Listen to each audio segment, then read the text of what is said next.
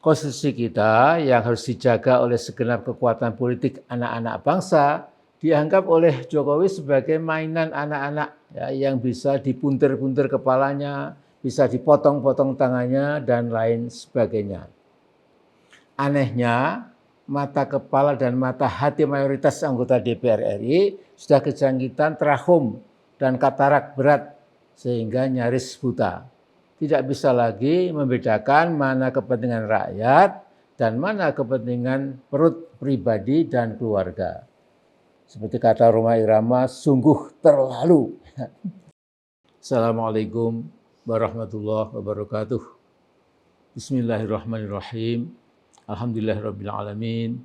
Wassalatu wassalamu ala asyrafil anbiya'i wal mursalin wa ala alihi wa sahbihi ajmain. Amma ba'd.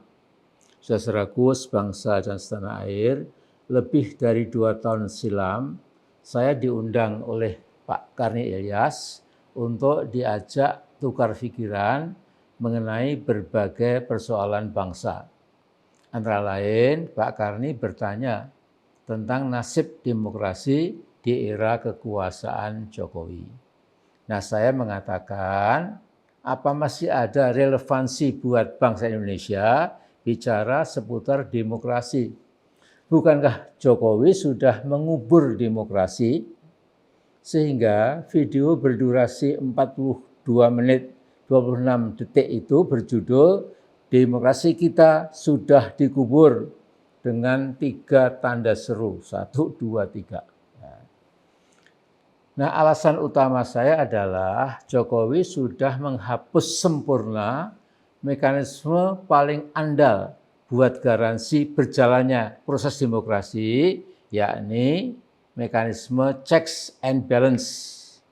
Mekanisme checks and balance ini sudah lenyap sekarang, sudah dilenyapkan oleh Pak Jokowi. Nah, lembaga perwakilan rakyat Indonesia yang bernama DPR, DPD, dan MPR sudah berhasil dikantongi Jokowi. Sekarang kita melihat dan merasakan Jokowi bukan lagi seperti presiden dalam sebuah negara demokrasi berbentuk republik, tetapi telah bermetamorfosis menjadi seorang autokrat, tiran, dan despot. Saudaraku, kalau suaranya diganggu hujan di luar, mohon dimaklumi ya. Ini hujan deras sekali juga, alhamdulillah sudah mulai masuk musim rendeng, ya, musim hujan. Nah, Dewan Penipu Rakyat tanpa rasa malu telah berubah menjadi rubber stamp machine, mesin tukang stempel seluruh kemauan eksekutif. Ini sungguh memalukan, tetapi nyata. Nah, dengan segala hormat dan rasa sukacita saya kepada banyak sekali tokoh yang akhirnya melancarkan kritik dan koreksi berat pada Jokowi, saya berpikir kritik dan koreksi keras para tokoh terkemuka itu sudah cukup terlambat. Maaf, Jokowi sudah berjalan sangat jauh meninggalkan bukan saja fatsun demokrasi, tapi juga telah melihat seluruh kaki moral atau etika demokrasi sudah ditebas habis oleh Joko Widodo.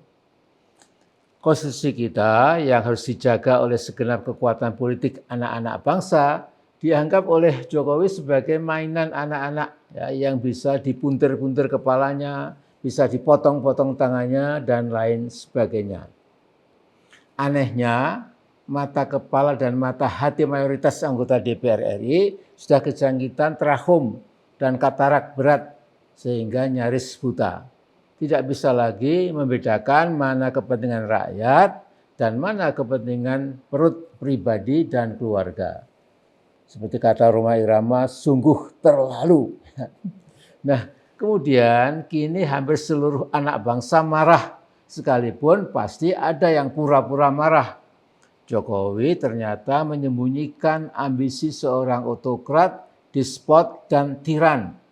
Dia tidak puas dengan 10 tahun kekuasaannya yang dia persembahkan buat bandit-bandit oligarki. Jadi jelas bukan buat bangsanya sendiri. Sementara itu, sebagian besar kita sudah mafhum bahwa langkah-langkah politik Jokowi harus ditafsirkan secara terbalik. itu cara menafsirkan yang benar, dibalik saja ya, agar kita tidak terkecoh lagi. Dia bilang TNI dan Polri harus netral dalam Pilpres dan Pileg. Nyataannya pasti sebaliknya nanti akan diseret diajak memenangkan capres dan wakil capres yang tertentu ya.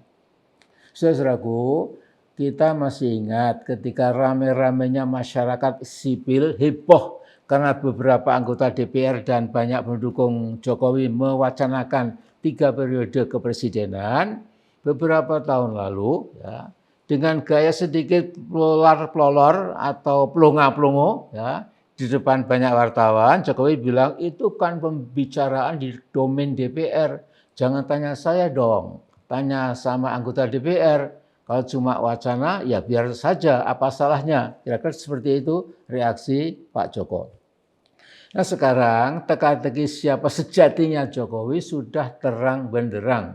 Bahwa dia terus saja membangun dinasti politik konyol dan nepotisme ugal-ugalan, serta melakukan abuse and misuse of power, sekaligus akan menyeret aparat keamanan dan aparat pertahanan, Polri dan TNI, demi tujuan politiknya yang anti demokrasi, anti konstitusi, anti akal waras, dan lain-lain. Jadi membawa Indonesia ke tebing kehancuran nasional. Nah, bagaimana cara mengakhiri langkah politik Jokowi yang buruk dan busuk itu? To be honest, ya, terus terang saya tidak tahu.